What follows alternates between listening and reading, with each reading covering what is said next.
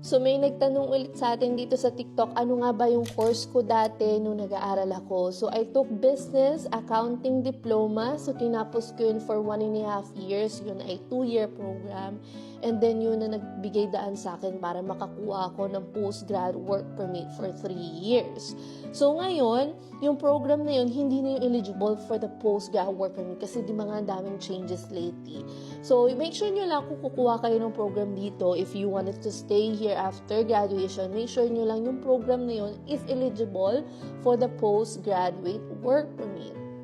So, wala kayong idea ano ba yung mga in-demand occupation dito, ano ba yung mga in-demand programs dito, you can check out our app.